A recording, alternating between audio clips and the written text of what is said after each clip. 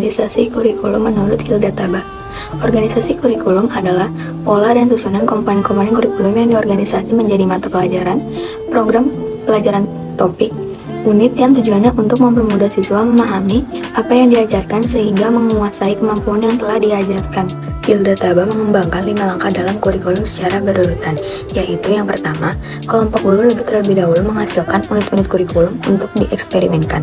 Untuk menghasilkan unit-unit itu, ditempuh cara mendiagnosis kebutuhan, merumuskan tujuan khusus, memilih materi, mengorganisasikan materi, memilih pengalaman belajar, mengevaluasi, dan mengecek keseimbangan dan urutan materi. Yang kedua, ada uji coba unit-unit eksperimen untuk menemukan validitas dan kelayakan pembelajaran.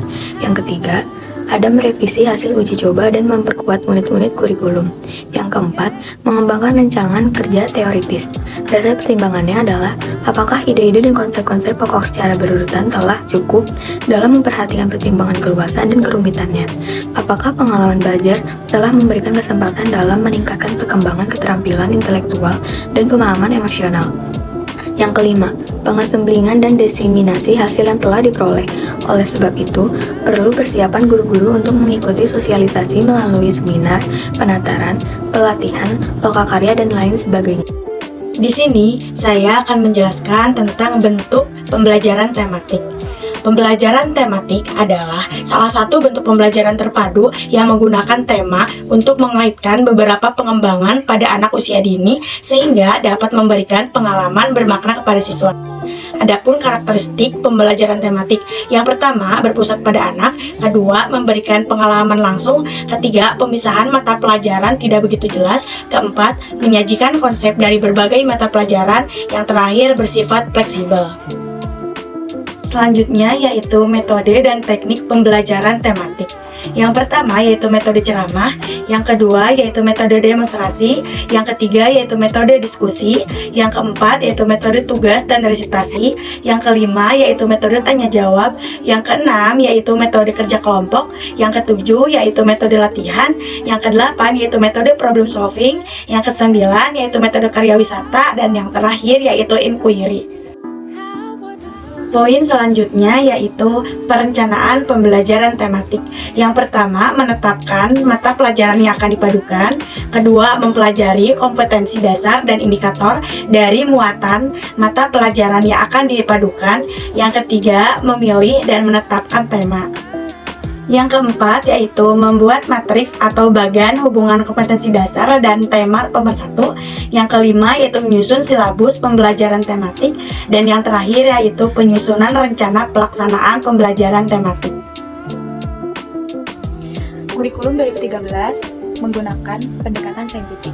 Pendekatan saintifik merupakan model pembelajaran yang diterapkan pada kurikulum 2013 dengan menggunakan metode ilmiah dalam kegiatan pembelajarannya. Di sini, menurut Trusman pada tahun 2015, pendekatan saintifik adalah model pembelajaran yang menyediakan ruang pada siswa untuk mengeksplorasi dan mengkolaborasi materi yang dipelajari. Selain itu, model pendidikan ini juga memberikan kesempatan pada para siswa untuk mengasah kemampuan melalui kegiatan belajar yang telah dirancang oleh gurunya. Tujuan-tujuan pembelajaran menggunakan pendekatan saintifik. Yang pertama, meningkatkan keterampilan berpikir. Para peserta didik diharapkan dapat berpikir kritis, analisis, serta mampu menciptakan ide-ide baru terkait dengan materi yang tengah dipelajarinya. Yang kedua adalah menciptakan lingkungan belajar yang kondusif, aktif, dan produktif. Diharapkan kegiatan belajar mengajar menjadi kondusif melalui serangkaian aktivitas yang dirancang secara sistematis serta terciptanya lingkungan belajar yang aktif dan produktif. Yang ketiga, meningkatkan kemampuan berpikir secara sistematis. Mulai berpikir secara sistematis serta perlahan meningkatkan kemampuannya, baik itu dalam memahami sebuah masalah maupun saat menyelesaikan masalah. Yang keempat adalah meningkatkan pemahaman konsep. Siswa akan dapat memperoleh konsep dan pemahaman secara bermakna melalui model pembelajaran ini. Selain itu, para siswa tidak hanya menerima konsep dalam bentuk hafalan saja, tetapi mereka juga akan mendapatkan pemahaman lebih mendalam terhadap konsep tersebut. Yang kelima adalah meningkatkan motivasi belajar. Sebagai bentuk aktivitas belajar yang berpusat pada siswa, pendekatan ini diharapkan mampu meningkatkan motivasi belajar para peserta didik. Sebab kegiatan pembelajaran yang diharuskan para pelajar untuk lebih aktif dan inovatif ini bisa menciptakan suasana belajar baru yang tidak monoton, sehingga tidak mudah untuk merasa bosan. Yang keenam, yaitu meningkatkan kemampuan komunikasi. Melalui pendekatan saintifik, diharapkan dapat menghadirkan proses belajar yang dapat memberikan stimulus kepada siswa agar lebih aktif dalam berkomunikasi melalui penyampaian ide, diskusi dalam pemecahan masalah, diskusi dalam pengolahan data, sehingga cara mengkomunikasikan hasil pembelajaran lewat lisan maupun tulisannya. Selanjutnya ada langkah-langkah pendekatan pembelajaran saintifik. Yang pertama adalah mengamati. Kegiatan belajarnya seperti membaca, memperhatikan, mengamati, mendengar, dan melihat. Yang dikembangkannya yaitu melatih keseriusan, kecermatan, mencari informasi atau data. Yang kedua ada menanya. Kegiatan belajarnya itu seperti membuat pertanyaan mengenai informasi yang belum dimengerti dari apa yang telah diamatinya. Kompetensi yang dapat dikembangkannya seperti mengembangkan rasa ingin tahu, keterampilan membuat pertanyaan yang baik agar siswa bisa memiliki pemikiran yang kritis. Yang selanjutnya adalah mengumpulkan informasi atau eksperimen. Melaksanakan eksperimen membaca referensi lain selain pustaka, buku paket, melihat objek, fenomena, aktivitas, melakukan wawancara dengan narasumber. Yang akan dikembangkannya yaitu melatih ketelitian, santun dan hormat, menghargai opini dan pendapat orang lain, keterampilan komunikasi, dan mengaplikasikan keterampilannya menghimpun informasi melalui berbagai metode. Yang selanjutnya adalah mengasosiasikan mengolah data atau informasi. Kegiatan pembelajarannya adalah mengolah data dan informasi yang telah dihimpun baik dari sumber buku ataupun narasumber maupun eksperimen dan dari aktivitas mengamati. Yang dikembangkannya yaitu melatih sikap jujur, mampu bekerja sama, kerja keras, taat dengan aturan keterampilan, mengimplementasikan prosedur dan keterampilan induktif dan edukatif dalam menyimpulkannya. Yang selanjutnya ada mengkomunikasikan. Kegiatan pembelajarannya yaitu mempresentasikan hasil pengamatan, kesimpulan, melandaskan hasil perbandingan dan analisis secara lisan maupun tulisan dan berbagai cara lainnya.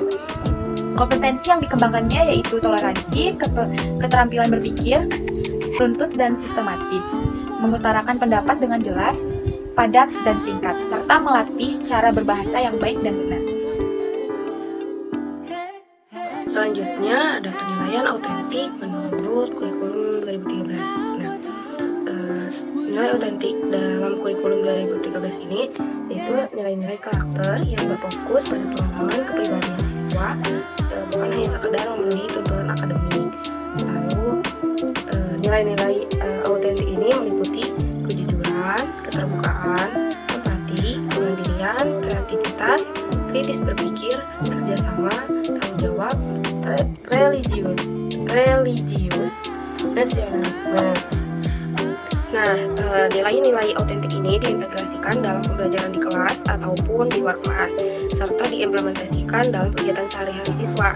Nah, tujuannya untuk mengembangkan nilai autentik ini untuk membentuk siswa yang memiliki kepribadian yang baik, mandiri, kreatif, kritis berpikir, serta memiliki rasa tanggung jawab dan kepedulian terhadap lingkungan sekitarnya.